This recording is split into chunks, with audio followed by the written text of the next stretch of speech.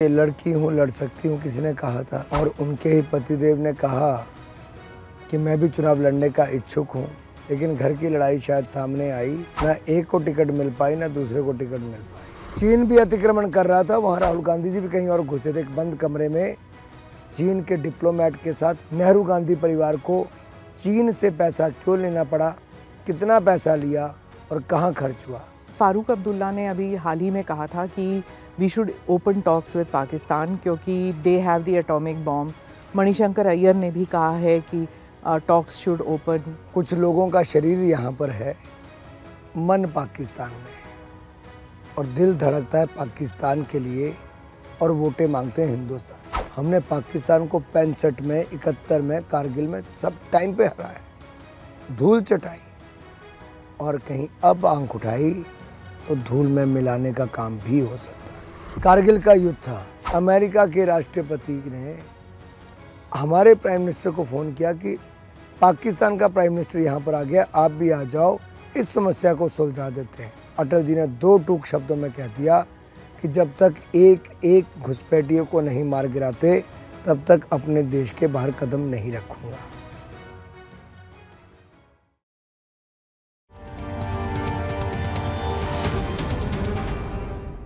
Namaste, Jai Hind. You're watching or listening to the ANI podcast with Smita Prakash. My guest today is Union Information and Broadcasting Minister Anurag Thakur. This episode is being filmed in Himachal Pradesh in a little town called Una. Una, which is home to the Killa, a historical fort and an ancestral home of the descendants of the first Guru of the Sikhs, Guru Nanak Dev. I'm here to speak with the Union Minister Anurag Thakur, who's seeking to win a 5th term from the Hamirpur seat in Himachal Pradesh.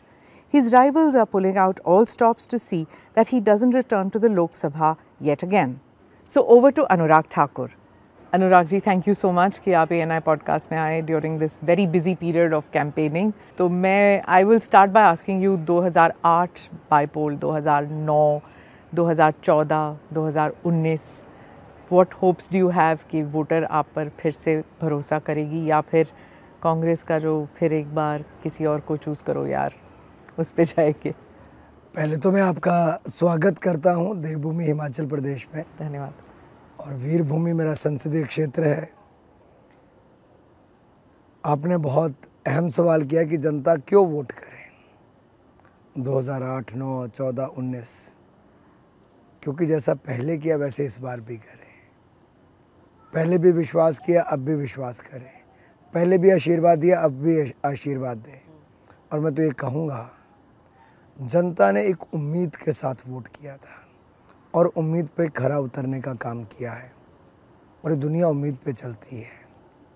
आज भी उनको लगता है कि हमारा अनुराग संसद से लेकर सड़क तक हमारी आवाज़ बनता है। ये संघर्ष भी करता है और सेवा भी करता है। और जब समय ऐसा आता है कि ज़रूरत है, तो कोविड के टाइम पे जब कोई ना आया तो मैंने वहाँ पर 3-3 PSA ऑक्सीजन प्लांट लगवाए, लाखों PP किट्स, मास्क बनवाए, ऑक्सीजन के सिलेंडर, जो प्रॉपर सिलेंडर वो खरीदे, फिर ऑक्सीजन कॉन्सेंट्रेटर खरीदे लगभग 2000। ऑक्सीजन मास्क और बाकी मटेरियल की बहुत कमी थी तो विदेशों से वो मंगवाया गया, सोर्स किया गया, और लगभग हिमाचल के हर ज़िले में मटेरियल दिया। दिल्ली में जो हिमाचली थे उनको दिया। तो इसलिए स्मिता जी, सबको लगता है कि इसलिए अनुराग चाहिए क्योंकि हमारे साथ खड़ा था। दूसरा अनुराग इसलिए चाहिए कि नरेंद्र मोदी जी देश के साथ खड़े थे। कोविड आया तब भी, यूक्रेन में हमारे 23,000 नागरिक फंस गए तब भी, कतर में हमारे नौसेना के अधिकारियों को फांसी की सज़ा हो गई तब भी, दुनिया में कुछ भी घटा, मोदी जी भारत और भारतवासियों के लिए खड़े रहे। आज वो उम्मीद ना केवल भारत के लोगों को है, मैं इस पॉडकास्ट पे आपके कहना चाहता हूँ, आज दुनिया उम्मीद देखती है नरेंद्र मोदी जी में, दुनिया उम्मीद देखती है भारत में। So when the word hope comes, then we have to live up to the hopes of the people. We have to, because it's aspirational India. So I think this is the right time to live up to their expectations. Amit Shah ji यहाँ आए थे हिमाचल और उन्होंने कहा readymade leader अनुराग के लिए कहा कि एक रेडीमेड लीडर हैं आपके. What did he mean by that? देखिए, अमित भाई का बड़प्पन है, वो अपने कार्यकर्ताओं की पीठ थपथपाते हैं, इसीलिए उनके नेतृत्व में भारतीय जनता पार्टी दुनिया का सबसे बड़ा राजनीतिक दल मिला और नरेंद्र मोदी दुनिया के सर्वाधिक लोकप्रिय नेता बने. ये जो जोड़ी है हमारे पास, मोदी जी का नेतृत्व और अमित भाई की मेहनत, इसने हमें 2014 में भी अमित भाई ने यूपी के प्रभारी के नाते बहुत अहम भूमिका निभाई और 2019 में तो राष्ट्रीय अध्यक्ष होने के नाते 5 साल की सरकार के बाद आप अपनी परफॉर्मेंस को और बेहतर कर दो तो आपका क्रेडिट बहुत बड़ा जाता है. और अब सत्ता में आने के बाद भी जो हमारा मूल विचार था कि धारा 370 हटाएंगे, एक देश में 2 संविधान, 2 प्रधान, 2 विधान नहीं रह सकते, मोदी जी के नेतृत्व में उससे मुक्ति दिलाई. फिर ट्रिपल तलाक से निजात दिलाई, सीए का कानून बनाया, नागरिकता दिलाई, भव्य राम मंदिर का निर्माण हुआ. तो जिस व्यक्ति ने खुद इतनी मेहनत की हो, उसको लगता है जिसने नीचे लाठी खाई है, संघर्ष किया है. युवा मोर्चा के टाइम से अमित भाई ने देखा कि मैं कांग्रेस के उस भ्रष्ट शासन के खिलाफ सड़कों पे उतरा. 2000 से ज़्यादा मैंने एक दौड़ भ्रष्टाचार के खिलाफ के कार्यक्रम देश भर में किए. फिर संसद घेराव जो आपने दिल्ली में देखा, इतनी लाठियां खाई, लगभग 90,000 युवाओं के साथ पैदल यात्रा रामलीला मैदान से संसद घेराव करने में जेल गए. फिर तिरंगा यात्रा कलकत्ता से कश्मीर, सेना पर पथराव रुकवाने के लिए, अफस्पा को बदलाव ना हो उसको रुकवाने के लिए, कश्मीर की स्वायत्तता ना हो ज़्यादा हो उसको रोकने के लिए. तो बहुत कुछ उस समय घटा. तो मुझे लगता है अमित भाई के मन में कहीं ना कहीं था कि ये लंबे समय तक युवा मोर्चा का अध्यक्ष रहा, उनके नेतृत्व में भी काम किया. तो नेता को हमेशा लगता है कि अपने कार्यकर्ता की पीठ थपथपानी, और अमित भाई का उसमें दिल बहुत बड़ा है. उन्हें पिछली बार आए थे तो अमित भाई ने पिछली बार कहा था, अनुराग को जिता दो, बड़ा नेता बनाना मेरी जिम्मेदारी है. वो अपने, मुझे लगता है, कार्यकर्ताओं का बहुत ध्यान रखते हैं. जहाँ वो ये कहते हैं, लेकिन आपके जो राइवल है रायजादा जी कहते हैं कि यू जस्ट कि चुनावी टाइम पर ही आप दिखते हैं, you come as a tourist, you are not here all the time. देखिए, कहने को कोई कुछ भी कहे, अगर ऐसा होता तो मैं 4 बार का सांसद ना होता और 5वीं बार भी पार्टी मुझे टिकट ना देती. ये चुनाव जनता लड़ रही है और भारतीय जनता पार्टी का कार्यकर्ता लड़ रहा है. मैंने पहले चुनाव के बाद जितने चुनाव लड़े उसमें जनता का बहुत बड़ा रोल रहा. जनता मुझे अपना मानती है. आप मेरे साथ कभी नुक्कड़ मीटिंग करने चलिए, आप बच्चों को देखेंगे, बच्चे आके मेरी गोद में बैठ जाएंगे, मेरा फ़ोन पकड़ के, गर्दन पकड़ के सेल्फी खिंचाएंगे, कोई साइकिल लेके आ जाएगा, कोई माँ आएगी, बूढ़ी माँ, वो अपने सिर पे हाथ रख के आशीर्वाद देना शुरू कर देगी. बहनें आएंगी, वो अपने भाई का हाथ पकड़ के, भाई हमारा आशीर्वाद साथ में है, सेल्फी खिंचाएंगी. नौजवान आएंगे तो अपने जोश के नारे लगाएंगे. बुजुर्गों का एक अपना तरीका है कहने का कि बेटा थोड़ा रेस्ट भी कर लिया करो, थोड़ा गला ठीक रहेगा, सेहत ठीक रहेगी, वो चिंता करते हैं. ये परिवार की तरह है. और मैं इसको कोरिलेट करता हूँ जब मोदी जी पूरे देश को अपना परिवार कहते हैं, और मैं हमीरपुर संसदीय क्षेत्र और हिमाचल को अपना परिवार जब देखता हूँ तो मोदी जी को देख के लगता है यार उनके लिए तो 140 करोड़ भारतीय परिवारजन हैं, उनके बारे में सोचते हैं, और यहाँ ये मेरे परिवारजन हैं. प्रियंका गांधी जब वो कैंपेन कर रही थी हिमाचल में तो उन्होंने कहा कि मोदी जी कहते तो हैं that he is close to Himachal, लेकिन असल में सुक्खू जी हैं जो लोगों की जो समस्याएं हैं उनका समाधान करते हैं. मोदी जी तो कुछ नहीं करते, ना बीजेपी करती है. सुक्खू जी हैं जो यहाँ रहते हैं और लोगों की समस्याओं का समाधान करते हैं. कांग्रेस और आम आदमी पार्टी, कई बार तो सोचना पड़ता है इनमें से ज़्यादा बड़ा झूठा कौन है.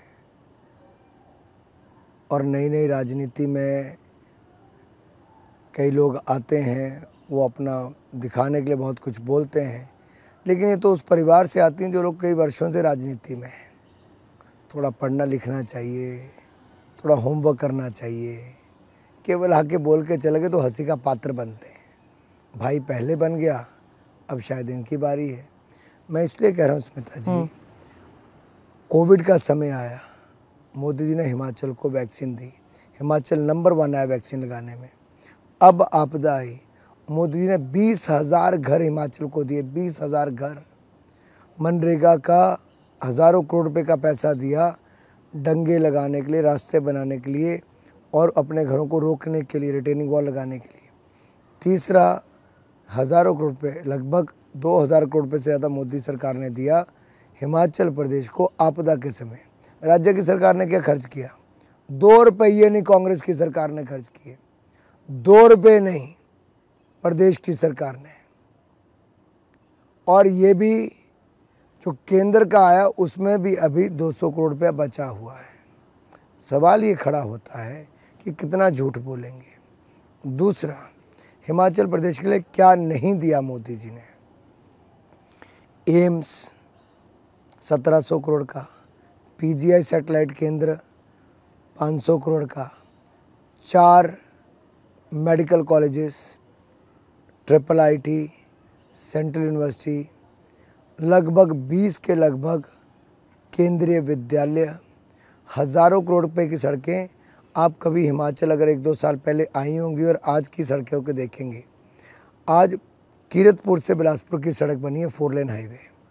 पहले लगते थे 3 घंटे 15 मिनट, 3.5 घंटे, आज लगते हैं 35 minute, 35 minutes. It's a sea change. Tunnels बन गए, ब्रिजेस बन गए, ये हो गया। अब ये मनाली तक रोड बन गया, आधा समय रह गया। अब नूरपुर से हमीरपुर, हमीरपुर से शिमला, ये पूरा स्ट्रेच 4 लेन बन रहा है।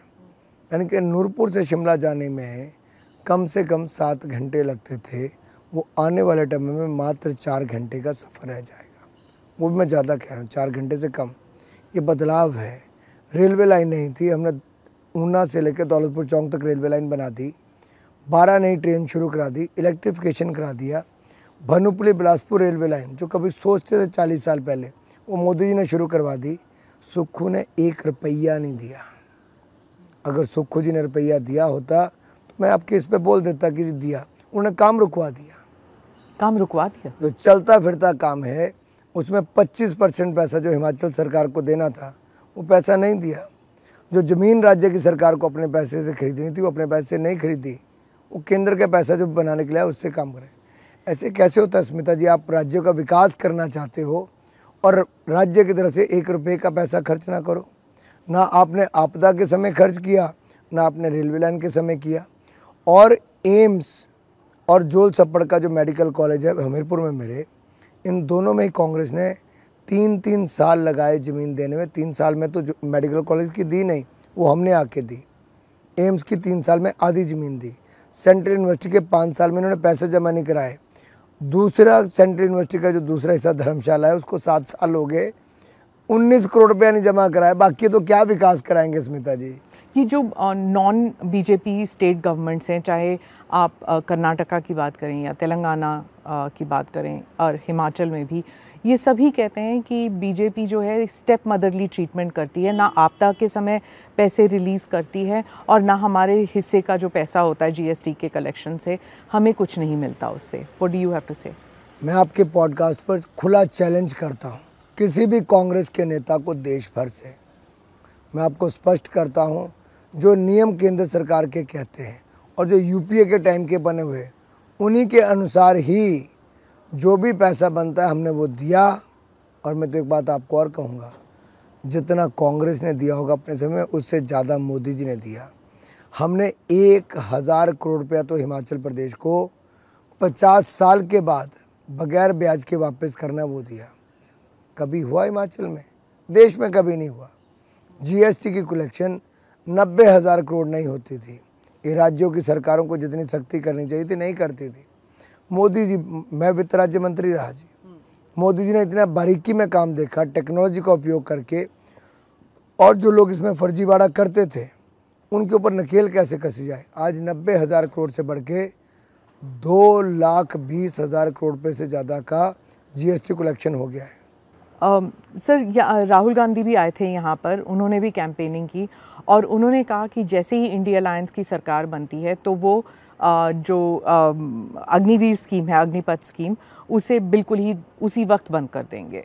और वो हिमाचल जैसे इलाके में जहाँ यहाँ से फोर्सेस में कितने सारे बच्चे जाते हैं, तो it is going to effect them. तो थोड़ा सा क्लैरिटी बता दीजिए, क्या ये कोई भी सरकार इस स्कीम को वापस ले सकती है? मैं पहले तो ये बताऊं कि कांग्रेस वो पार्टी है जो रक्षा सौदों में दलाली खाती है। जीप घोटाले से लेकर बोफोर्स घोटाला, अगस्ता वेस्टलैंड घोटाला, सबमरीन घोटाला, न जाने कितने घोटाले कांग्रेस ने रक्षा सौदों में किए हैं। और कांग्रेस से आप क्या उम्मीद करते हो, जिन्होंने 10 साल में बुलेट प्रूफ जैकेट नहीं खरीद कर दी, फाइटर एयरक्राफ्ट खरीद कर नहीं दिया, जिन्होंने एंड में लिख दिया री एग्जामिन, और 10 साल तक सोए हुए थे भाई, क्योंकि पैसा नहीं मिला होगा, दलाली नहीं मिली होगी, तो इसलिए नहीं खरीदा होगा। तो आरोप कांग्रेस के ऊपर सदा लगते रहे। अब सवाल ये आता है कि 1 रैंक 1 पेंशन जो देना था, 40 साल कांग्रेस ने 1 रैंक 1 पेंशन नहीं दिया, वो भी मोदी सरकार ने आके 1,20,000 करोड़ रुपया दिया। जिसको 2500 पेंशन मिलती थी, आज 25,000 से ज़्यादा मिलती है। अब मैं आपके बात पे आता हूँ अग्निवीर पे। अग्निवीर पर मान लीजिए 100 लोग भर्ती हुए, 100 के 100 को पहले 4 साल फौज में अपनी सेवाएं देनी होगी, और 4 साल के बाद 100 में से 25 फौज में रह जाएंगे, और 75 को लगभग 20 लाख रुपया मिलेगा, सैलरी के अलावा 20 लाख रुपया मिलेगा। और वो उसके बाद पात्र होंगे सेंट्रल रिजर्व पुलिस फोर्सेस के लिए, केंद्रीय रिजर्व पुलिस बल के लिए, जैसे आईटीबीपी, सीआरपीएफ, बीएसएफ, अन्य। इनमें उनके लिए कम से कम 10 से 20% आरक्षण होगा, ताकि उनको वहाँ रोजगार मिल सके। तो यही सबसे बड़ा एम्प्लॉयर तो उनमें से एक यही है, जिनमें लाखों लोग हमारे फोर्सेस में। उसके दूसरा आता है राज्य की पुलिस फोर्सेस। तो राज्य की पुलिस में भी उनकी भर्ती हो सकती है। बीजेपी के 18 राज्य हैं, उनमें इनको वहाँ पे मिल सकती है। सेंट्रल पब्लिक सेक्टर एंटरप्राइज है, वहाँ पे भी इनको रोजगार मिल सकता है। 100% रोजगार की गारंटी है अग्निवीर। पर कैन दे रिवोक दैट? मतलब कि अगर आपने एक्सप्लेन तो कर दिया, पहली बात तो I think there was disinformation या there was not enough information shared with people, इसलिए देयर वाज स्केप्टिसिज्म कि है क्या चीज़, मतलब हमें पेंशन नहीं मिलने वाला, फिर वी वोंट गेट एम्प्लॉयमेंट। तो थोड़ा बहुत तो वो तो थोड़ा कम हो चुका है, लोग जानने लग गए कि अग्निवीर स्कीम है क्या। लेकिन can any government that comes to power revoke this? मैं इसमें आपको कहूँ, सरकार एक अच्छा कदम उठाकर अग्निवीर योजना लाई है। इससे हमारी फौज की एवरेज एज भी कम होगी। अगर टाइगर हिल में कारगिल के समय गए तो कौन गए? सबसे युवा लोग हैं, क्योंकि आपको पहाड़ चढ़ना है, आपको 14,000 फीट की हाइट पे जाना, 18,000 फीट की हाइट पे जाना, कौन चाहिए आपको? आपको यंगर फोर्स चाहिए। दुनिया भर में वही है। और कारगिल में सबसे ज़्यादा शहादत हिमाचल के युवाओं की हुई, 53 से ज़्यादा की हुई। 4 परमवीर चक्र विजेता हुए, उसमें से 2 मेरे हिमाचल के हुए, कैप्टन विक्रम बत्रा, सूबेदार संजय कुमार हुए। ये जो बदलने की बात करते हैं, सोच बदलनी होगी कांग्रेस को अपनी। कानून बदलने की जरूरत नहीं। राहुल गांधी तो वो हैं जो अपनी पार्टी का ऑर्डिनेंस भरे चौराहे पे फाड़ दें। इनके पिताजी सुप्रीम कोर्ट के निर्णय के बाद शाहबानो केस में उसको पलटने के लिए चले जाएं। इंदिरा गांधी जी इमरजेंसी लगा दें। ये तो संविधान की धज्जियां उड़ाते रहें। आप इनसे क्या उम्मीद करते हो? आएंगे तो बदलेंगे। जब आपका जो स्कीम है अग्निवीर स्कीम, वो हटाकर they want to bring something called a Jai Jawan scheme, वो प्रचार भी कर रहे हैं हिमाचल में, हरियाणा में, पंजाब में। दे आर सेइंग कि हम डोर टू डोर जा रहे हैं। एक तो वो पहली नौकरी पक्की और दूसरा जय जवान स्कीम, क्योंकि यहाँ से इन तीनों राज्यों से बहुत ज़्यादा बच्चे जो हैं वो डिफेंस फोर्सेस में जाते हैं। डू यू थिंक कि ये स्कीम्स जो हैं वो it will impact on voters, first time voters? देखिए, एक शब्द है क्रेडिबिलिटी, विश्वसनीयता कितनी है। कांग्रेस विश्वसनीयता खो चुकी है। They lost the credibility. And why do people trust them? क्यों विश्वास करेंगे आप मुझे बताओ? जिनके ऊपर इतने बड़े गंभीर आरोप भ्रष्टाचार के लगे हों। और स्मिता जी, भ्रष्टाचार से बड़ी बात वो थी जब आपने अपने देश की सेना के जवानों के शौर्य पर प्रश्न चिन्ह खड़ा किया।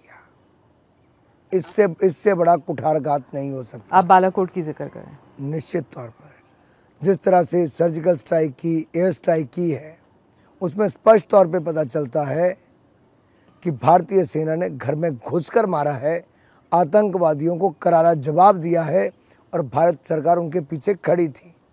दूसरा, डोकलाम में चीन ने अतिक्रमण करने का प्रयास किया, हमारी सेना के जवानों ने मुंह तोड़ जवाब दिया है, और ऐसा जवाब दिया कि वापस घुसपैठ नहीं कर पाए। लेकिन घुसे राहुल गांधी जी कहाँ थे उस समय? देश को बताना है। चीन भी अतिक्रमण कर रहा था, वहाँ राहुल गांधी जी भी कहीं और घुसे थे, एक बंद कमरे में चीन के डिप्लोमेट के साथ क्या कर रहे थे, क्या रणनीति बन रही थी, क्या पक रहा था, ये देश पूछना चाहता है। क्योंकि राजीव गांधी फाउंडेशन में पैसा ले चुके थे, चाइना जाके भी हस्ताक्षर कर चुके थे। ऐसी बातें मीडिया से लेकर सार्वजनिक रूप से सामने आई, लेकिन आज तक कांग्रेस ने सफाई नहीं दी ये पैसा क्यों लिया गया, नेहरू गांधी परिवार को चीन से पैसा क्यों लेना पड़ा, कितना पैसा लिया और कहाँ खर्च हुआ। और डोकलाम के समय भी अपने सेना के जवानों की शौर्यता पर प्रशंसन खड़ा किया, लेकिन चीन के लोगों के साथ बंद कमरे में क्या किया ये देश को अभी तक पता है नहीं। गांधी परिवार कहता है कि बीजेपी कौन होती है हमें बताने के लिए, देशभक्ति के लिए। It is under Indira Gandhi की पाकिस्तान 2 टुकड़ों में टूटा। It is under Indira Gandhi की 71 वॉर में हमें जीत प्राप्त हुई। तो बीजेपी कौन होता है हमें सिखाने के लिए राष्ट्रवाद के बारे में? मैं निश्चित तौर पर बताना चाहूँगा 1962 का युद्ध,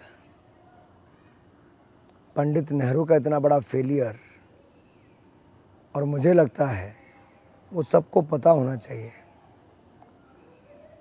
उसके डर के मारे कांग्रेस ने वर्षों तक बॉर्डर पर सड़कें नहीं बनाई, ये कहते हुए कि कहीं चीन अंदर ना आ जाए। अरे कैसी सरकार चलाई इन्होंने इतने देश। आज मोदी जी ने बॉर्डर पर 6800 किलोमीटर सड़कें बना दी, 6800 किलोमीटर। आज हमारी रेलवे लाइन बॉर्डर तक जाने की तैयारी है। चिनाब पुल पर, चिनाब नदी पर जो पुल डाला है वो दुनिया का सबसे ऊंचा पुल है, जो आईफल टावर से भी 100 मीटर है बड़ा है। हमने अटल टनल बना दी, रास्ता कम कर दिया। सिंकुला टनल अगली बना रहे हैं। 24 घंटे 7 दिन 365 दिन हम इस पूरी सड़क को रखेंगे। कांग्रेस कभी सोच ही नहीं सकती थी। आज हवाई पट्टियाँ नहीं बन रही हैं। ये लुक ईस्ट की पॉलिसी हमारी एक्ट ईस्ट की पॉलिसी है। कश्मीर से लेकर नॉर्थ ईस्ट तक हमने किया है। हमने तेजस एयरक्राफ्ट खुद बनाया, इंडिजीनियस है, और दूसरा ब्रह्मोस मिसाइल हमने खुद बनाई। आज दोनों के ऑर्डर दुनिया भर से आ रहे हैं। हमारे यहाँ पर डिफेंस इक्विपमेंट बन रहे हैं। 1 लाख करोड़ का हमारा डिफेंस मैन्युफैक्चरिंग हो गया। इनके समय तो हम केवल आयात पे निर्भर थे, आज आत्मनिर्भर हुए हैं। मैं ये कहना चाहता हूँ, हमने सोच बदली है। मोदी जी ने देखने का नज़रिया बदल दिया और काम का नज़रिया बदला। कल तक लोग कहते थे भारत मदद मांगने वाला है। कैसे? 26/11 का हमला हुआ, कांग्रेस ने कुछ नहीं किया जी, केवल एक डायरेक्टर को भेजा। कहाँ पर? फिल्म बनाने के लिए एक मुख्यमंत्री के साथ बॉम्बे में। मोदी जी ने यहाँ से आदेश करवाए और जो हमारी सेना को करना था वो किया। दूसरा, ऑपरेशन गंगा चलाकर हम 23,000 भारतीयों को सुरक्षित निकाल कर लाए यूक्रेन से। कतर में हमारे सेना के अधिकारियों को फांसी की सज़ा होगी, उनकी जान बचाई डिप्लोमेटिक तरीक़ों से। आज ये भारत के बढ़ते कदम हैं। 157 देशों को वैक्सीन मैत्री के माध्यम से वैक्सीन पहुंचाई भारत ने। आज मोदी दुनिया के सबसे लोकप्रिय नेता हैं। पिताजी, सब कुछ क्यों घट रहा है? एक सरकार दिन रात एक करके काम कर रही है, प्रधानमंत्री नेतृत्व कर रहे हैं। आज देश की छवि बदली है। अर्थव्यवस्था में भी हम और मजबूत हुए, 10वें से 5वें में पहुँचे, लेकिन कुल मिला के जो छवि में इजाफा हुआ है, मान सम्मान बढ़ा है। आप एयरपोर्ट पे कभी जाके किसी का इंटरव्यू करो, जितने लोग उतरते हैं, हमें तो डोमेस्टिक फ़्लाइट पे मिलते हैं बहुत सारे लोग, कहते हैं सर जो मोदी जी ने किया, हमें आज बाहर भी रह के लगता है हम भारतीय हैं, आज खुशी होती है। लोग पहले एशियन कहते थे हमें, आज हमें इंडियन कहते हैं, भारतीय कहते हैं। क्या ये जब आप लोगों से मिलते हैं अपने कॉन्स्टिट्यूएंसी में, क्या ये बिल्कुल ग्रैन्युलर हो गया है, यानी कि गांव-गांव तक ये मैसेज फैल चुका है, या फिर लोकल इश्यूज हावी हो जाते हैं इलेक्शन के टाइम? हिमाचल की जनता बहुत जागरूक है, बहुत समझदार है। केरला और हिमाचल का लिटरेसी रेट ऑलमोस्ट बराबर है, और जिस शहर से मैं आता हूँ, जिस ज़िले से, हमीरपुर, उसका लिटरेसी रेट सबसे ज़्यादा है। लेकिन हमारे यहाँ के लोग बहुत जागरूक हैं, पॉलिटिकली भी और अदरवाइज़ भी। महिला वोटर्स के बारे में पूछना चाहती हूँ अनुराग जी, क्योंकि बहुत से लोग कहते हैं कि बीजेपी जो है, महिला वोटर्स जो हैं वो खासकर बीजेपी की तरफ उनका झुकाव है, लेकिन कांग्रेस भी अब अपनी स्कीम्स ला रही है महिला वोटर्स के लिए। वो कह रहे हैं, राहुल गांधी कहते हैं कि खटाखट उनके अकाउंट में पैसे आ जाएंगे। आपको क्या लगता है कि महिला voters, how important are they in your constituency, और उनका झुकाव किस तरफ होता है?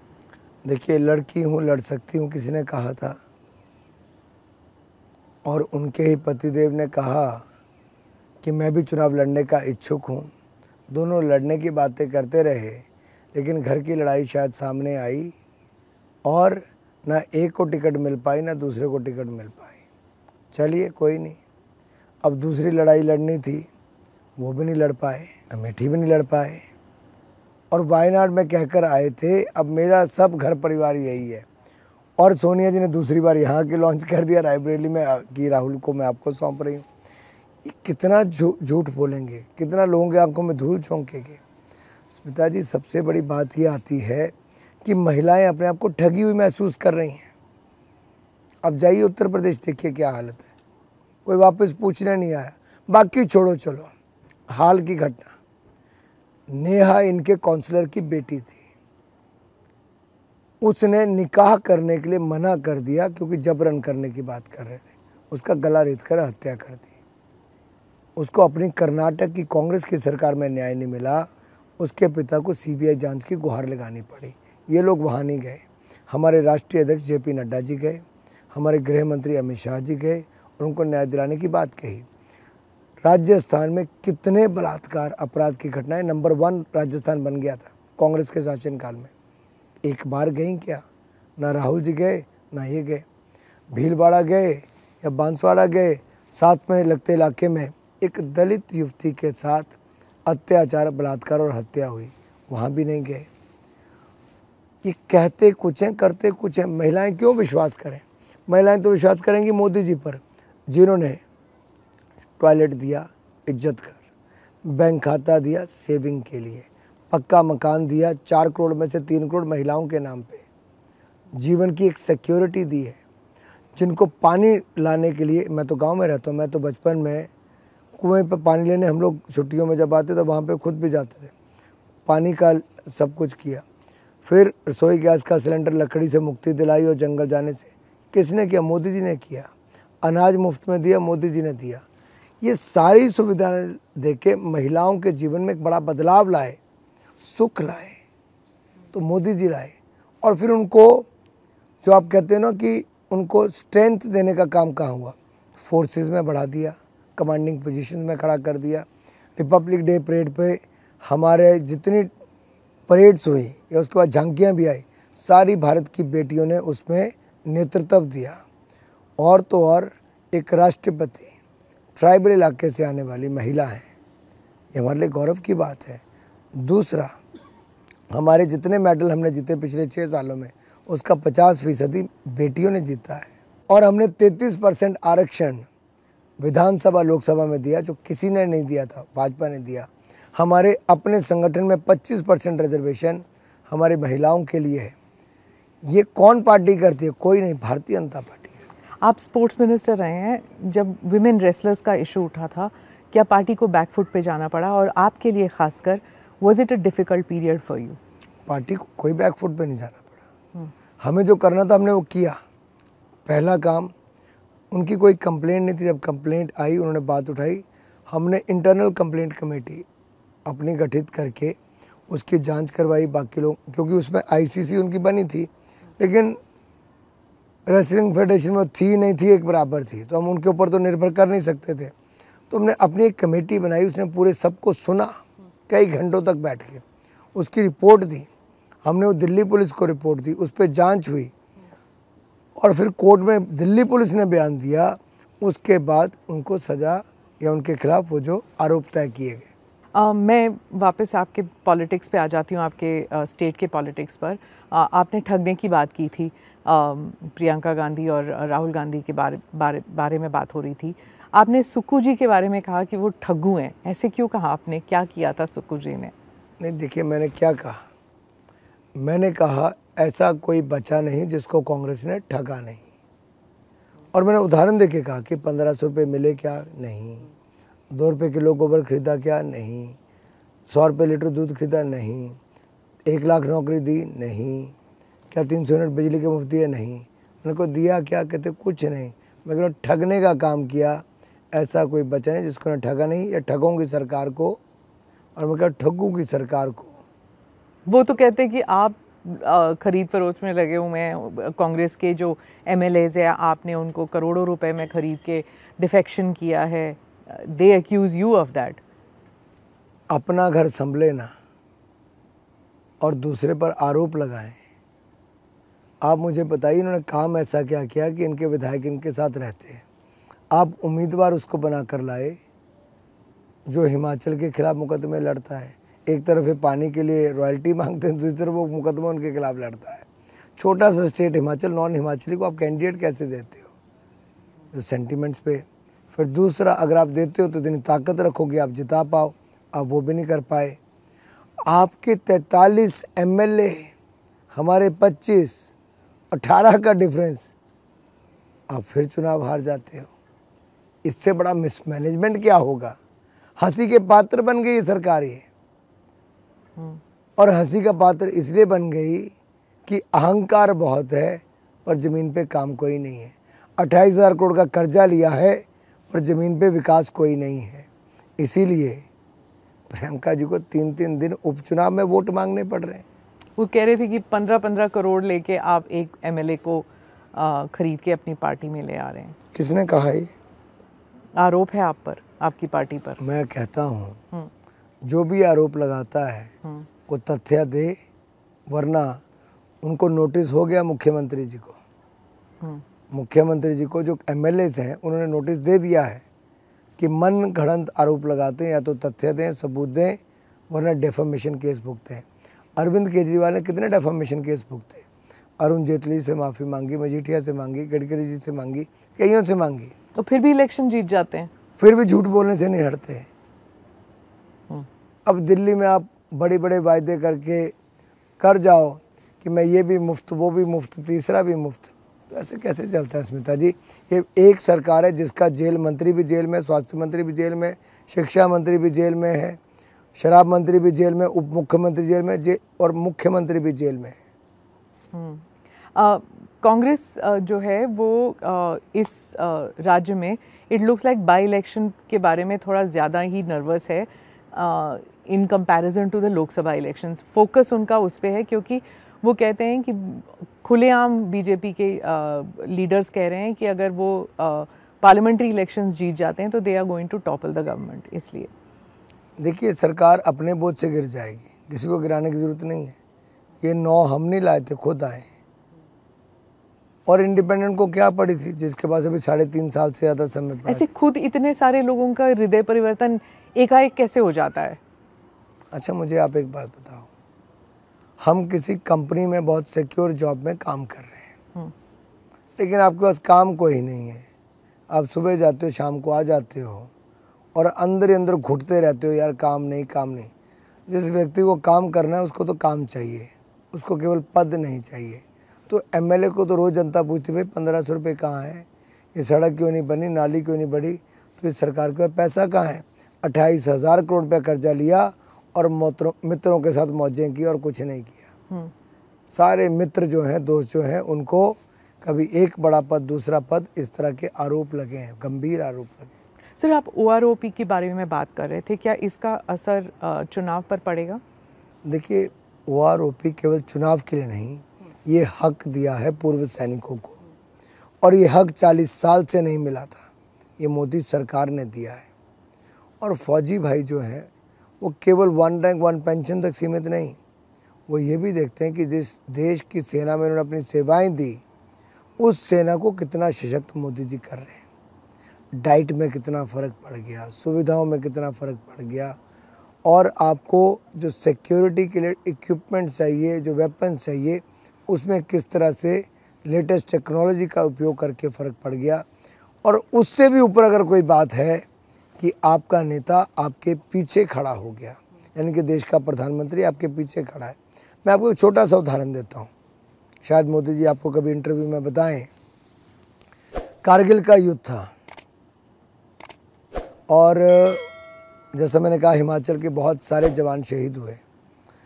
उस समय नरेंद्र मोदी जी हिमाचल के प्रभारी थे और प्रेम कुमार धूमल जी मुख्यमंत्री थे। ये दोनों कारगिल में सेना के जवानों के साथ बॉर्डर पे मिलने भी गए, अस्पताल में उनका हालचाल पूछने भी गए, और कुशल प्रेम पूछने के बाद ये इन लोगों ने जब वापस आके बताया कि एक समय ऐसा था कि वहाँ पर जैसे बंकर बना होता है तो उसमें काफ़ी फौजी इकट्ठे थे, रेडियो ऑन किया और एकदम से नारे लगे, भारत माता की जय, भारत माता की जय, अटल बिहारी वाजपेयी जिंदाबाद, अटल बिहारी वाजपेयी। तो सोचे फौजी अटल बिहारी वाजपेयी जिंदाबाद। मैं पूछा भी ऐसा क्या हुआ? कहते साहब अमेरिका के राष्ट्रपति ने हमारे प्राइम मिनिस्टर को फ़ोन किया कि पाकिस्तान का प्राइम मिनिस्टर यहाँ पर आ गया, आप भी आ जाओ, इस समस्या को सुलझा देते हैं। तो हमें था कि हमारा प्रधानमंत्री क्या करेगा। अटल जी ने 2 टूक शब्दों में कह दिया कि जब तक एक एक घुसपैठियों को नहीं मार गिराते तब तक अपने देश के बाहर कदम नहीं रखूँगा। ये वो राजनीतिक दल है जिसने वो भी किया और परमाणु बम का विस्फोट करके दुनिया को हिला दिया और दिखाया कि भारत परमाणु शक्ति है। और मोदी जी ने उसको और ऊंचाइयों पर ले जाने का काम किया। और अटल जी वो नेता हैं जिन्होंने पहली बार देश में किसी शहीद का पार्थिव शरीर उसके घर परिवार तक आया, अटल बिहारी वाजपेयी जी ने पहुंचाया। उनको पेट्रोल पंप, गैस एजेंसी और नकद राशि अटल जी के समय मिलनी शुरू हुई। नरेंद्र मोदी जी दूसरे ऐसे नेता हुए अटल जी के बाद। मोदी जी तो एक कदम और आगे गए कि हर दिवाली देश की सेना के साथ बॉर्डर पे मनाते हैं, उनको अपना परिवार मानते हैं। तो मैं आपको जो अग्निवीर की बात करता था और अब आपने मुझे कहा कि हाँ, क्योंकि 80,000 से कुछ ऐसे ही है ना नंबर जो भारतीय फौज में है हिमाचल से। और then there are war widows, there are pensioners, वो सब जो है वो कैसे देखते हैं? जो आपने ये पूरी लिस्टिंग दी कि क्या क्या भारतीय जनता पार्टी ने किया है फ़ौज के लिए, एक्विजिशंस की बात हो या फिर बॉर्डर में सिक्योरिटी की बात हो, रोड्स की बात हो, इन सब को लेकर इज़ देयर अवेयरनेस? बहुत जागरूक हैं लोग, सबको पता है। हम लोग भी भाषणों में रहते हैं, बाकी भी उनको जानकारी रहती है। देखिए लोग केवल पैसे तक हर कोई सीमित नहीं होता है। फौजी को केवल पैसा कमाने के लिए थोड़ी फौज ज्वाइन करनी, वो तो जुनून है, माँ भारती के लिए मर मिटने का है। और मैं तो अपनी आंखों से, स्मिता जी, मेरे तो यहाँ हर दूसरे घर में फौजी है और मेरे तो अपने दादा फौजी, उनके पिता फौजी, मैं खुद टेरिटोरियल आर्मी में कैप्टन हूँ। हमारे यहाँ पे जब एक पिता के पास उसके रहते उसके बेटे का शहादत हो जाती है और पार्थिव शरीर आता है, तो जितना जिगरा उसका और उसकी माँ का होता है वो देखने लायक है जी। वो कहते हैं मेरा बेटा को वो गौरव प्राप्त हुआ है जो बहुत कम लोगों को होता है कि वो अपने देश के लिए मर मिटने का मौका मिला। ये हिमाचल की धरती में यही तो खासियत है, इसीलिए इसको देवभूमि के साथ वीर भूमि कहते हैं कि यहाँ पर देश पे मर मिटने वालों की बड़ी तादाद है जी। सर, फारूक अब्दुल्ला ने अभी हाल ही में कहा था कि we should open talks with Pakistan क्योंकि they have the atomic bomb. Mani Shankar Aiyar ने भी कहा है कि टॉक्स शुड ओपन। चन्नी साहब भी कह रहे हैं कि मेडिकल टूरिज्म होनी चाहिए। बहुत से लोग कहते हैं कि ट्रेड फिर से स्टार्ट होना चाहिए। What do you have to say कि why has BJP shut the doors, और क्या समय आ गया है कि पाकिस्तान के साथ फिर से ताल्लुकात शुरू कर दिए जाए? ये भी क्या दुर्भाग्य है देश का, स्मिता जी।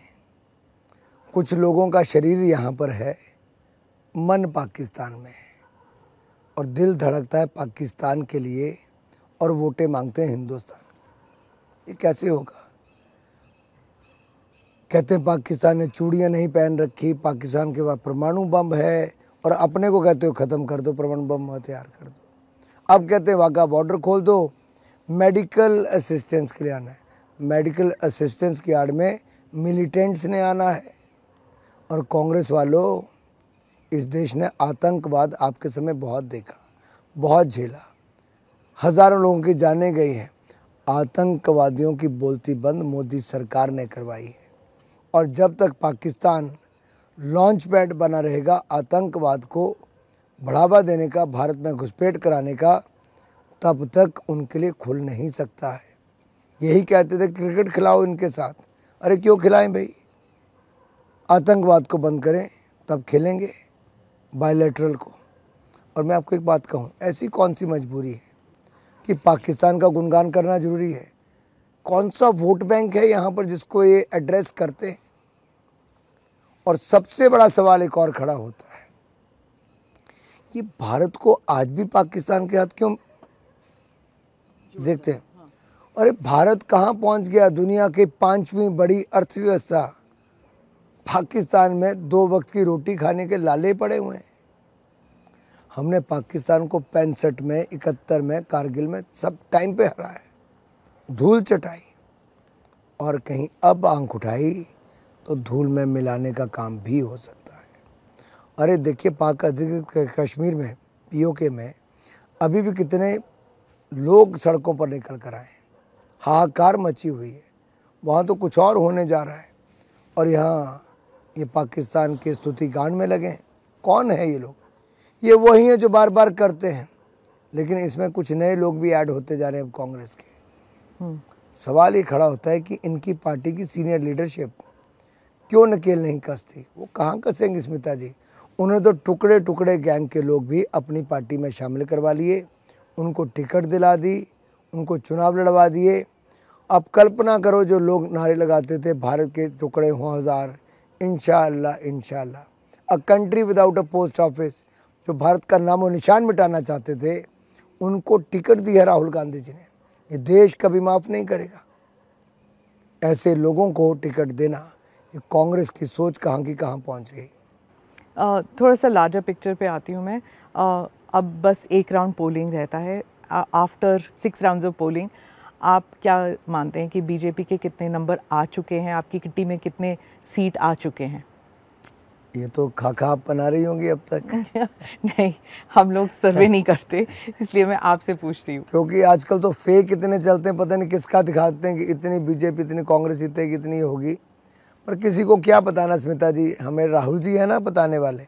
हाँ, राहुल जी कहते हैं, आजकल खुद ही कह रहे हैं कि बीजेपी केवल अभी तक 250 सीटें जीती है। तो मैंने कहा, राहुल जी का 250 आप अभी जिता रहे हो, अगर वो भी ऑपोजिशन वाला जिता रहे तो आप समझ सकते हो आंकड़ा कहाँ चले गया। तो वो तो कन्विंस्ड है कि इंडिया अलायंस की सरकार बन रही है। अंदर की खबर तो ये भी है कि अब वो शैडो कैबिनेट भी बना रहे हैं। मैं आपको बताऊं, जिस दिन रिजल्ट आ रहे होंगे, मुझसे लिख लो कहीं पे, उस दिन की एक बैठक होगी, और बैठक में एक दूसरे पर ये लोग ठीकरा फोड़ेंगे, और उस बैठक में बैठ के खूब रोएंगे, और फिर ईवीएम पर दूसरा ठीकरा फोड़ेंगे, और फिर बोलेंगे अब के बाद हम कभी इकट्ठे नहीं होंगे, जैसे राहुल जी और अखिलेश जी ने कहा था। पर अभी तो Mamata Banerjee herself is saying कि आउटसाइड सपोर्ट देंगी, जहां वो इंडिया अलायंस, उन्होंने तो नाम भी उन्होंने ही चुना था, और अब कह रही हैं वो आउटसाइड सपोर्ट देंगी। लेकिन तेजस्वी, अखिलेश, राहुल गांधी, स्टैलिन, मल्लिकार्जुन खड़गे, ये सब एक हो चुके हैं, और वो कह रहे हैं कि सरकार तो उन्हीं की बनेगी। सोचने में कोई बुराई नहीं है वैसे। सपने तो हर कोई ले सकता है, लेकिन साकार नहीं होते। और मैं इसलिए कहता हूँ, टीएमसी ने, आपने कहा नाम दिया ममता दीदी ने। हाँ, इंडिया अलायंस नाम तो किसी ने बड़ा सोच के, ममता जी को ममता नाम बहुत अच्छा दिया था। ममता है नहीं ना, ममता है कहाँ है? संदेश खली होता है, महिलाओं के खिलाफ अत्याचार होता है, ममता नहीं दिखती है।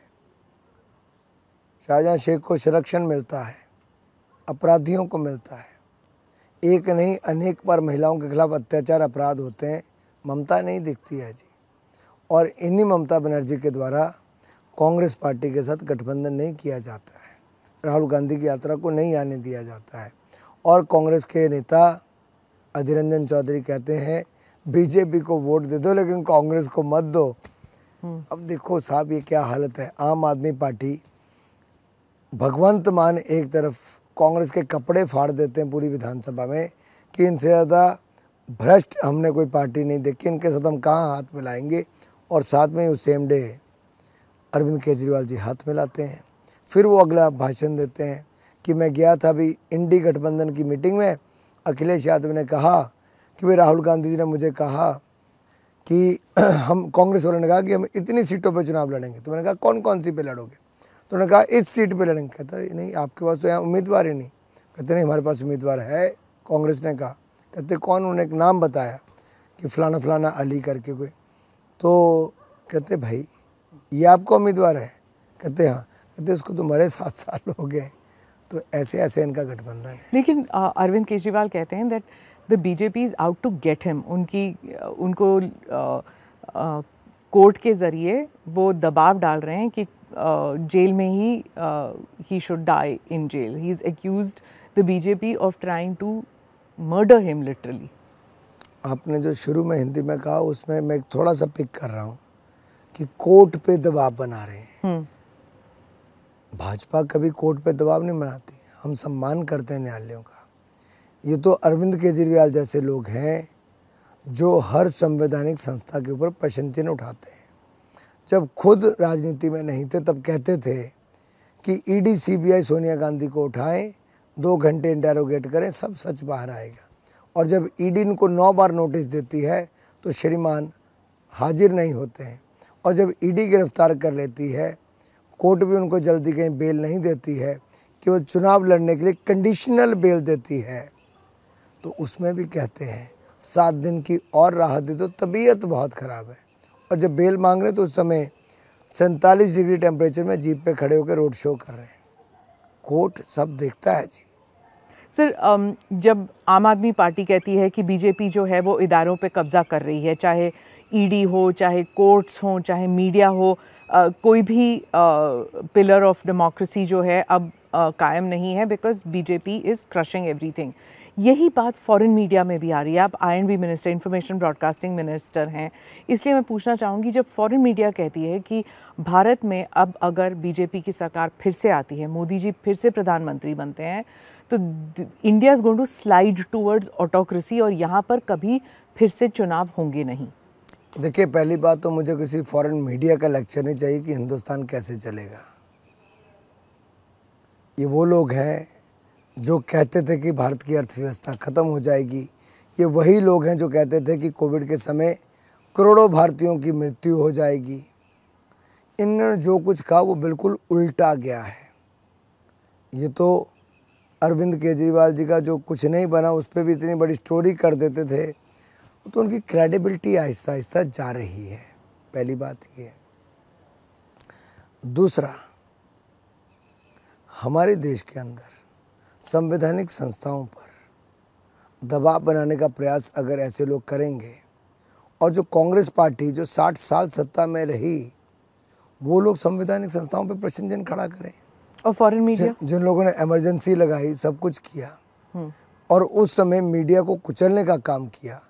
और मैं बताऊं, अभी भी ZTV को बंद पंजाब में किया तो अरविंद केजरीवाल की सरकार ने किया, भगवंत मान की सरकार ने किया है. ये फ्रीडम ऑफ स्पीच को कुचलने की बात है. ममता बनर्जी जी के यहाँ पर पत्रकारों के ऊपर हमले पे हमला होता है. पंजाब में आम आदमी पार्टी की सरकार में एक महिला पत्रकार जाती है, उसको जबरन थाने में बैठा के पूरी रात बैठाया जाता है. ये फ्रीडम ऑफ स्पीच के लिए खराब नाम देती है. लेकिन दूसरी खराबी वो है जो फॉरेन मीडिया अपनी पोजीशन का दुरुपयोग करके भारत की छवि को खराब करने का प्रयास करता है. लेकिन एक बात मानिए, आज बैलेंस करने के लिए बहुत कुछ है. सोशल मीडिया पे बहुत कुछ अवेलेबल है, प्रिंट, इलेक्ट्रॉनिक, सब कुछ, सबका अलग अलग महत्व है. तो एज INB मिनिस्टर, अगर आपकी सरकार फिर से आती है, what do you think the government should do for safety of journalist? चाहे स्टेट गवर्नमेंट के तरफ से अगर दबाव हो या फिर सेंट्रल गवर्नमेंट की तरफ से, सेफ्टी ऑफ जर्नलिस्ट और फ्रीडम ऑफ प्रेस के लिए क्या होना चाहिए? और रूल्स होने चाहिए या फिर एस्टैब्लिशमेट ऑफ जस्टिस, क्या करना चाहिए? देखिए, पहले तो मैं कहूँगा कानून एग्जिस्ट करते हैं. हाँ, इम्प्लीमेंटेशन, इन्फोर्समेंट बहुत इम्पोर्टेंट है और वो राज्य से राज्य पर निर्भर करता है. क्योंकि लॉ एंड ऑर्डर जो है राज्य का विषय है. तो कानून व्यवस्था अगर राज्य नहीं बना पाता है तो बेचारा पत्रकार पर हमला हो जाता है, कईयों को जान गंवानी पड़ती है, कईयों को प्रताड़ना सहनी पड़ती है. क्योंकि किसी राज्य में 10 FIR होता है, किसी और राज्य में 5 FIR, कोई रिपोर्टिंग कर नहीं सकता, कोई कुछ नो गो एरियाज़ बन जाते हैं कुछ पत्रकारों के लिए, कुछ चैनल्स के लिए. और फिर बैन, जब इंडिया अलायंस ने एक बैन लिस्ट बनाया था कि इतने चैनल्स जो हैं ये बैन लिस्ट पर हैं, how do you fight this? How is a journalist suppose to report अगर वो बैन लिस्ट पे आ जाते हैं? तो देखिए, कांग्रेस की पुरानी मानसिकता रही है चाहे इमरजेंसी के समय मीडिया की आवाज़ को दबाने की हो, या अब ये जो आपने कहा लिस्ट निकाल कर दबाव बनाने की हो, उनका तिरस्कार और बहिष्कार करने की हो। इससे बड़ा दुर्भाग्य क्या होगा कि जिन लोगों ने लोकतंत्र में सबसे ज़्यादा सत्ता का सुख भोगा, 4-4 पीढ़ियों ने भोगा, आज वो लोग ये करते हैं। राहुल गांधी जी का भाषण आपने सुना, हिमाचल में आए थे, मीडिया को कोसा और कुछ नहीं किया, सिर्फ मीडिया मीडिया मीडिया को, और नीचे भी जो हाथापाई पत्रकारों से हुई। अगर मैं उस समय कुछ कहता तो लोग कहते कि मेरे लोकसभा क्षेत्र में आया तो कहा है। अरे भाई, तो हर जगह की हालत हो गई है। अभी इन्होंने पीछे कुछ पत्रकार और पिटवा दिए थे। आपके लोकसभा क्षेत्र में आए थे लेकिन आपका जिक्र नहीं किया उन्होंने, आपका नाम नहीं लिया। बड़े आदमी हैं, मैं छोटा सा भाजपा का कार्यकर्ता हूँ। प्राइवेट जैसे यूट्यूबर्स के ऊपर they also influence elections, foreign media हो जाए, through YouTube, through social media, जब वो इलेक्शन इंटरफियरेंस करते हैं, whether it is America, whether it is India, एक जागरूकता आई है कि there is no control over it. उसका असर ज़रूर देखने को मिल रहा है। Do you feel that it is something that the next government will have to see? मुझे लगता है सेल्फ रेगुलेशन में बहुत सारे प्रावधान ऐसे होते हैं जहाँ पे कोर्स करेक्शन हो सकता है, कंप्लेंट आए तो आप उसको कर सको। लेकिन आपने बिल्कुल ठीक कहा कि अगर वो सरकारों को बनाने बिगाड़ने में अगर वो उस तरह के रोल अदा करना शुरू कर दें तो दुनिया भर में बहुत सारे सरकारों ने, देशों ने उस दिशा में देखना शुरू किया है। लेकिन इस स्टेज पे मेरा कुछ कहना उचित नहीं होगा जी। ये बहुत बड़े डिस्कशन के बाद लार्जर पिक्चर देख के तब निर्णय करने वाले हैं। एक दो घटनाओं को लेकर आप इस तरह के कदम उठा दें तो मेरे ख्याल से उचित नहीं। सुधरने के अवसर और मौके देने चाहिए, थोड़ा समय देना चाहिए।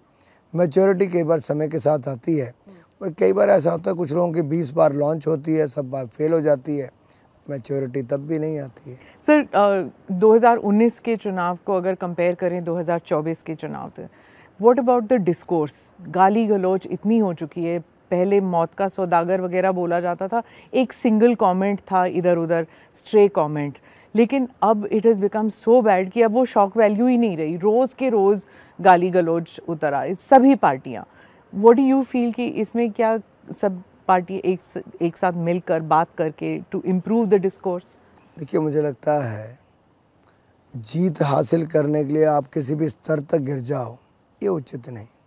आप लड़ाई लड़ो अपनी विचारधारा के आधार पर, अपनी उपलब्धियों के आधार पर, अपने वायदे जो करने वाले हो उसके आधार पर, ताकि लोग ये जान सकें कि अगर ये दल सत्ता में आता है तो ये क्या देश के लिए करने वाला है, हमारे लिए क्या करने वाला है, समाज के लिए क्या करने वाला है। लेकिन उसके बजाय जो आपने कहा गाली गलौज पे रहेंगे, तो मुझे लगता है मीडिया डिबेट्स में से भी इस पे थोड़ा अंकुश लगाना चाहिए।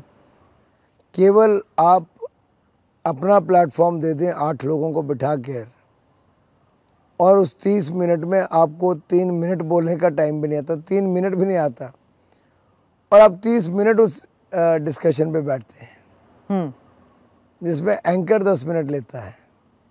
That's true. That's true. TV debates, I think, rework करना पड़ेगा उस फॉर्मेट को।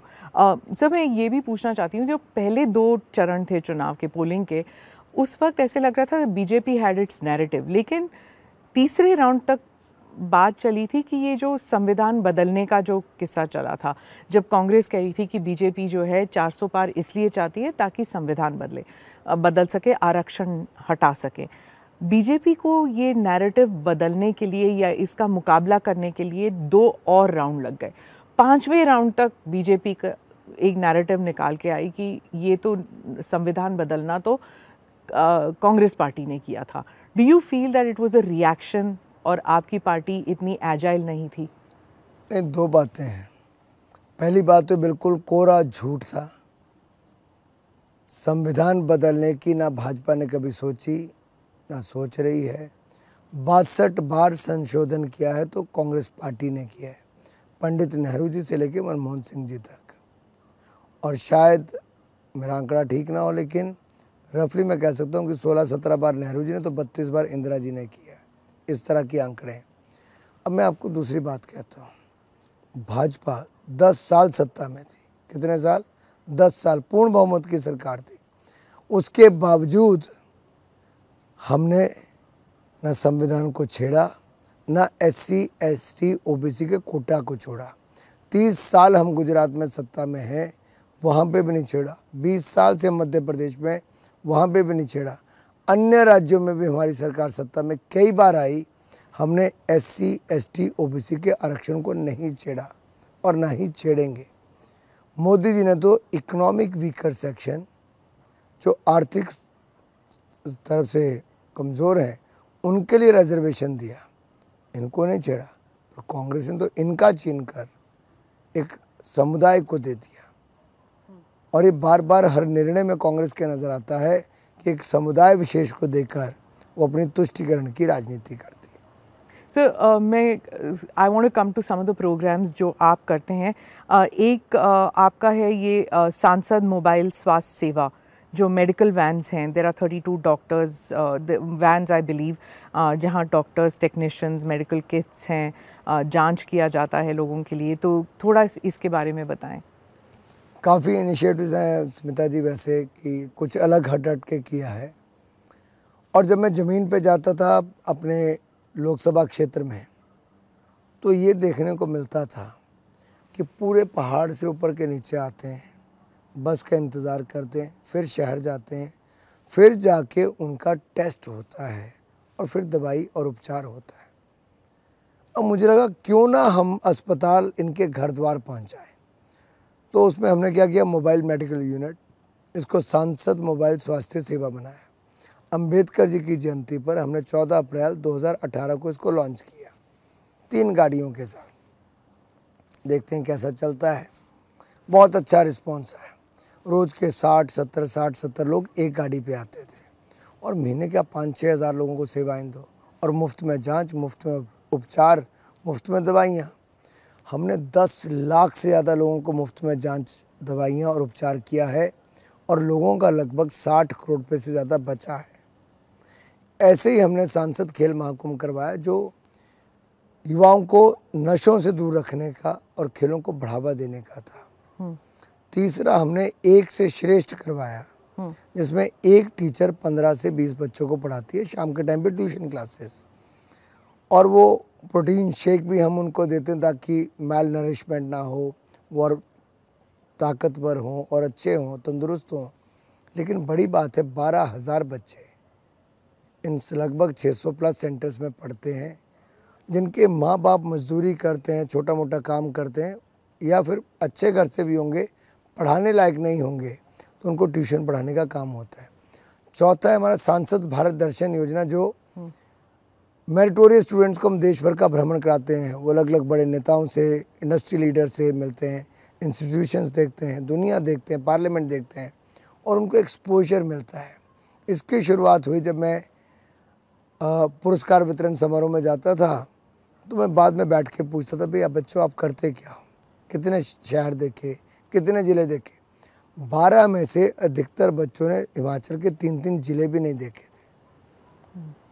तो मैंने कहा इनको एक्सपोजर कहाँ मिलेगा। मैंने जितना एक्सपोजर मुझे क्रिकेट खेलते मिला, मैं पंजाब की टीम का 16 का कैप्टन था, नॉर्थ जोन की अंडर 19 का कैप्टन था, ऑल इंडिया हम चैम्पियन बने, रणजी ट्रॉफी का मेंबर पंजाब का था, चैम्पियन बने, यूनिवर्सिटी का मैं खेला तो वो हम चैम्पियन बने। तो मैंने देश बहुत पहले देखा था, एक्सपोजर मिला, उसका बहुत फ़ायदा मिला। लेकिन बच्चों को हमारे स्कूल्स में वो सुविधाएं नहीं हैं, तो मुझे लगा इनको एक्सपोजर देना चाहिए। और आप विश्वास मानिए, बच्चों को तिलक करके भेजते हैं, वापसी पे आकर उनका ढोल नगाड़ों से स्वागत होता है। वो उपराष्ट्रपति जी से मिले, गुजरात के मुख्यमंत्री से मिले, योगी जी से मिले, रात के 2-4 बजे जाकर ताजमहल को देखने का अवसर मिला, IISc को देखने को मिला, फिल्म स्टार से मिले, खिलाड़ियों से मिले। जो उनके लिए नामुमकिन चीज़ें थी वो भी संभव हो पाई, वो मुमकिन की। और जो अगला है वो है हुनर से शिखर। तो हम स्किल्स देते हैं महिलाओं को, साड़ी बनाने की, मेकअप करने की, सिलाई कढ़ाई की, मशरूम की खेती की, या क्रोशिया की, या बाकी सब चीज़ें। तो अलग पत्तल बनती है हमारे यहाँ पे जिसमें खाना खाते हैं, तो उसके हमने 7-8 मशीन्स लगा दी। सैनिटरी पैड के नैपकिन हम लोग बनवाने के लिए मशीन्स देते हैं। तो आप देखिए हमने कितना रोजगार स्वरोजगार के अवसर खड़े किए। प्रधानमंत्री जी लखपति दीदी बनाने जा रहे हैं, हम सोचते हैं कि हम भी उस पर कुछ योगदान करेंगे, कुछ बहनों को यहाँ पे भी लखपति दीदी बनाएंगे। Nice. Anurag ji, if you were not a politician, आप क्या करते? मैं क्रिकेटर होता, क्योंकि मैं बचपन से क्रिकेट खेलता था और मैंने जैसे कहा कि मैं छोटी उम्र में खेला, काफ़ी अच्छा खेला, कई टीमों का कप्तान और हर बार नेशनल चैम्पियन। पहली बार पंजाब चैम्पियन बना तब मैं कैप्टन था, नॉर्थ जोन चैम्पियन बना शायद उससे पहले कोई हो, लेकिन तब मैं अंडर 19 का कैप्टन था। VVS लक्ष्मण और बाकी खिलाड़ी ये सब हमारे साथ खेले। मैंने बहुत जल्दी खेलना छोड़ दिया, ये नहीं कि मैं ज़रूरी था कि मैं इंडिया खेल जाता, लेकिन मुझे लगता है उस पूरे खिलाड़ियों के साथ अगर आप देखें तो उस समय मेरे भी फाइनल में 128 अंडर 19 में, सेमीफाइनल में 196, 163 नॉट आउट हरियाणा के अगेंस्ट, 100 नॉट आउट हिमाचल के अगेंस्ट, 50 बॉम्बे के अगेंस्ट। तो 7 में से 5 मैचों में अगर आपके ऐसे रन हो और आप इंडिया अंडर 19 का कैंप लगाएं, इंग्लैंड के अगेंस्ट खेले, सब कुछ अच्छा चल रहा था, लेकिन डेस्टिनी आपको जहाँ लेके जाती है ले जाती है। क्रिकेट छोड़नी पड़ी, 20 साल की उम्र में व्यापार काम धंधा शुरू करना पड़ा। वहीं से मैं 25 साल की उम्र में हिमाचल क्रिकेट संघ का अध्यक्ष बन गया। वहाँ पे आया तो अवसर मिला कुछ ना कुछ करूँ, चुनौतियाँ बहुत थी, कुछ किया तो वहाँ पे सरकार मेरे खिलाफ हो गई कांग्रेस की, कितना कुछ कैसे हो गया। वहाँ से मेरे राजनीति के द्वार खुल गए, राजनीति में आया तो चुनाव लड़ना पड़ गया, चुनाव लड़ा तो 4 चुनाव लड़के जीत गया, युवा मोर्चा का राष्ट्रीय अध्यक्ष बन गया, मोदी जी के आशीर्वाद से केंद्रीय मंत्री बन गया, और इसी कारण आज आपके पॉडकास्ट में मुझे भी जगह मिल पा रही है। मोदी जी की तरह आप भी कोई चुनाव हारे नहीं, भगवान ना करे आपको हार का सामना करना पड़े, लेकिन 4 जून को आप करेंगे क्या, वेदर यू विन और लूज? मैं तो देखिए जनता के आशीर्वाद से जीतने ही वाला हूँ, और मैं बता रहा हूँ आप किसी कार्यक्रम में चलिए, मेरे पास दूसरे कार्यक्रमों का भी आता है, वहाँ पे क्या होता है, थकी हारी जनता आती है, सरकार द्वारा ढोके लाई जाती है, इन्होंने अधिकारी कर्मचारी बेचारे सब इसी काम पे लगा रखे, बीजेपी के झंडे उतारो, पोस्टर उतारो, जनता को पकड़ के लाओ, रैली में पहुंचाओ, लेकिन जब लोग आते हैं तो उत्साह नज़र नहीं आता। कांग्रेस की रैलियों में हमारे यहाँ भीड़ आती है, ज़रा देखिए आप एक बार, जय श्री राम बोलिए, गूंज जाती है। मोदी जी जो हैं वो कन्याकुमारी जाने वाले हैं on the 30th of May। He is going to go do a 3-day meditation, जैसे विवेकानंद जी ने किया था वहाँ पर कन्याकुमारी में। He wants to do it. Opposition कहती है ये ढोंग है क्योंकि वो मीडिया को लेके जाएंगे और वो नहीं, he is not going to do that. जब ऐसे अटैक्स होते हैं मोदी जी पर, तो आप जैसे कार्यकर्ता who have seen him for a long time, worked with him for a long time, आप how do you take that? देखिए मैंने मोदी जी को 1995 से लेके आज तक 30 साल से काम किया है, संगठन से लेके उनकी सरकार तक। उनका कमिटमेंट और पैशन बहुत अलग लेवल पे है। उनके जीवन का एक एक पल, एक एक क्षण देश के लिए समर्पित है। उनके लिए कोई मैटर नहीं करता, ना मैं ना कोई और, उनके लिए देश महत्वपूर्ण है। लेकिन वो जितना अंदर से नरम दिल है, वो देशवासियों के लिए बहुत सोचते हैं। वो इतने भावुक हो जाते हैं कई बार गरीब का देख के कि उनको लगता है यार ये भी कर दो, वो भी कर दो। मुझे लगता है मोदी जी का वो साइड, वो जो उनका भावुक नरेंद्र मोदी हैं, वो शायद देश के सामने अच्छे ढंग से आ ही नहीं पाया। उनका कमिटमेंट लेवल आया, उनका हार्ड वर्क आया, उनका लीडरशिप, पर्सनैलिटी, सब कुछ आया। लेकिन सही मायने में नरेंद्र मोदी जी दिल से एक बहुत नरम दिल इंसान है, बहुत भावुक है। वो शायद कभी ना कभी आगे आना चाहिए। तो मोदी जी के ऊपर जब कोई इस तरह का प्रहार करता तो मैं इतना कहूँगा, वो विदेश यात्रा में भी गए, आप में से कई लोगों ने उनको कवर किया। 9 दिन नवरात्रों में फास्ट करते हैं, व्रत रखते हैं। एनर्जी लेवल देखिए क्या है। वो अभी नहीं, जब वो गुजरात के मुख्यमंत्री थे और आपदा आई उत्तराखंड में, तब मदद करने के लिए उस समय मदद की। ये दिखावा नहीं है। वो हिमाचल प्रदेश में थे तो यहाँ पर भी उनका तप, तपस्या और त्याग भरा जीवन तो है ही। ये किसी योगी का ही हो सकता है, कोई किसके ऊपर ईश्वरीय कृपा वो वही कर सकता है। नहीं तो देखिए 11 दिन प्राण प्रतिष्ठा की, और मैं उसका साक्षी हूँ। पहले दिन जब की तो मोदी जी नासिक आए, 12 जनवरी का दिन था राष्ट्रीय युवा दिवस, और हमारा राष्ट्रीय युवा दिवस के कार्यक्रम में मोदी जी आए। तो उस दिन मंदिर में स्वच्छता अभियान भी किया, वो कार्यक्रम भी किया और पॉलिटिकल कार्यक्रम भी किए, और एनर्जी लेवल देखिए कितना था, और प्राण प्रतिष्ठा के लिए जो उनको करना था उन्हें वो भी किया। और जब मैं 19 जनवरी को चेन्नई में हम खेलो इंडिया का लॉन्च था, तब मोदी जी वहाँ पे भी आए। तब भी सुबह से काम कर रहे थे, शाम का था, तो शाम को प्रोग्राम करने के बाद मीटिंग करके फिर मंदिरों में गए। पिताजी ये दिखावा नहीं है, वो अगर केदारनाथ जाते हैं तो गुफा में बैठकर ध्यान लगाने का प्रयास करते हैं। 2019 में जो किया था बिल्कुल, और वो एक बार नहीं कई बार करते हैं। देवी माँ को पूछते हैं तो उनका करते हैं, कहीं और जाते हैं तो वो भी करते हैं। ऐसे ही सोमनाथ धाम, काशी विश्वनाथ धाम, केदारनाथ धाम, महाकाल लोक धाम और अयोध्या धाम में अब भव्य राम मंदिर नहीं बन गया, इसके पीछे मोदी जी का बहुत बड़ा प्रयास है। अनुराग जी, अंत में मैं एक सवाल फिज़िकल एंड मेंटल वेलबींग पर पूछूंगी, जो मैं अपने सभी पॉडकास्ट में पूछती हूँ। What do you do for physical? तो आपको, मुझे पता है, मैंने आपको देखा हुआ है स्पोर्ट्स करते हुए। मेंटल वेलबींग के लिए आप क्या करते हैं? फिजिकल के लिए फिटनेस का डोज आधा घंटा रोज, और मेंटल फिटनेस के लिए कीप स्माइलिंग। ओके। इसमें कई बार अगले वाला प्रेशर देता तो हंसो तो उसके ऊपर प्रेशर आ जाता। मैं जब क्रिकेट खेलता था तो मेडिटेशन करता था। बहुत सारे लोग रीडिंग करते थे, किताबें पढ़ते थे कि वो उनका you must have been focus level. 18-19 साल में आप मेडिटेशन करते थे उस वक्त भी? मैं तो गुरुद्वारे में जाके कोने में जाके बैठ जाता, 2-2, 3-3 घंटे बैठा रहता था, और वो अपना शब्द कीर्तन कर रहे हैं, गुरबानी चल रही है, और मैं बैठा हूँ अपने ध्यान में बैठा हूँ तो बैठा हूँ। दूसरा, मैं म्यूज़िक लगा के, मेरा म्यूज़िक ऑन रहता था, और मैं 2-2, 3-3 घंटे क्रिकेट खेलते समय जब भी मुझे लगता है मेडिटेट करना है, मैं अपने आप ध्यान में होता था। राजनीति में आके आपके पास उतना समय नहीं मिलता, तो आप क्या करोगे? So what do you do then? Music नहीं, फैमिली? अब तो कुछ तो अपने पास रखने दो। फैमिली का asset, family is my asset. इसलिए मैं कह रहा हूँ कि सबसे बड़ा दबाव और तनाव तो परिवार से आ सकता है अगर कोई चाहे तो। जी जी। लेकिन आई एम लकी कि मेरी वाइफ इतनी अच्छी हैं कि शेफाली जी जो मेरी बीवी हैं, उनको कभी ये नहीं हुआ आज तक कि मैं कहीं टूर पे गया हूँ तो अननेसेसरी मुझे कभी तंग किया। ज़्यादा से ज़्यादा मैसेज आएगा इन्फॉर्म करने के लिए, कुछ पूछने के लिए। यही मेरे परिवार से, मेरे माता पिता की ओर से भी है कि हम लोग इकट्ठे बैठे तो कभी राजनीति डिस्कस नहीं होती, हम परिवार की बात करते हैं। क्योंकि you know in the west and all ये वीकेंड का कॉन्सेप्ट होता है, या फिर 6 बजे के बाद या 5 बजे के बाद प्राइवेट टाइम होता है। हिंदुस्तान में तो वो है ही नहीं। पहली बात तो राजनेता जो भी होता है उसके घर, मतलब परिवार के लिए एक टाइम नहीं होता, कोई ना कोई आता रहता है। खाने के वक्त आ गया तो फिर खाना खाते हैं साथ में। देयर इज़ नो क्वेश्चन कि ये प्राइवेट टाइम है, फैमिली टाइम है। I have just notice 7 days a week लोगों के, उनके घर में, नेताओं के घर में लोग आते जाते रहते हैं। I don't think this a private time at all.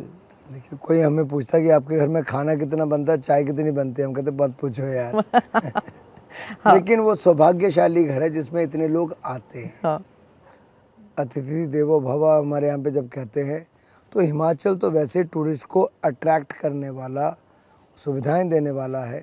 तो हिमाचल को छोड़ दीजिए, अगर पूरे देश की बात करें, हमारे यहाँ कल्चर है, हमारे घर पे कोई आए तो चलो चाय पी के जाए, 2 बिस्किट खाए, कुछ खाना खाए, खाने के समय पे आए। लेकिन स्मिता जी, उसमें क्या होता है, जब आप जितना समय चाय पे बैठे तो आप उसके 10 मिनट में आप इतना फीडबैक लेते हो जो आपको शायद एक दिन के टूर पे मिल पाएगा। तो आप कुछ खो नहीं रहे हो, आप कुछ पा रहे हो। अगर मेरे घर के द्वार सुबह 7 बजे खुल जाते, रात के 1 बजे तक, 1:30 बजे तक मैं लोगों से मिलता हूँ, तो मेरे पास जो फीडबैक मैकेनिज्म ज़मीन का है वो मुझे स्ट्रेस नहीं देता है, वो मुझे इन्फॉर्म करता है। सो डिपेंड्स कि आप लोगों को देख के तनाव में आ रहे हो कि उसके ऊपर खुशी मना रहे हो। If you enjoy it then you don't feel stressed. मैं अभी भी रात को 1-2 इंटरव्यू और करने के बाद सुबह 3 बजे हमीरपुर पहुंचूंगा। सुबह 7:30 बजे मेरा पहला प्रोग्राम है, और आज भी सुबह मैं 5 बजे चल के यहाँ आया हूँ, और मैंने 4 विधानसभा करने के बाद, आज नहीं, अब वो कल हो गया, 18 प्रोग्राम करने के बाद आपके साथ बैठा हूँ। तो इसलिए मैं कहता हूँ कि अगर मैं सोचता नहीं अच्छा 12 बज गए, एक और प्रोग्राम है, फिर 1.5 घंटा ट्रैवल करना है, वैसे नहीं हो पाता। You may have to enjoy it. और मैं युवाओं से देश के कहना चाहता हूँ, enjoy your life, enjoy your work, enjoy whatever you do and do it with passion, commitment. और वो 100% होगी तो स्ट्रेस नहीं होगा, तनाव नहीं होगा, आपके चेहरे पर एक बड़ी सी मुस्कुराहट होगी जो कई और चेहरों पे मुस्कुराहट लाएगी, उनको तनाव नहीं देगी। On that note, thank you so much and wish you all the best. बस 2 दिन और हैं कैंप, 2 नहीं, अगर हम आज गिने because it's already post midnight, तो you just have 1.5 days of campaigning left. All the best. Thank you so much. धन्यवाद. Thank you for watching or listening to this edition of the ANI podcast with Smita Prakash.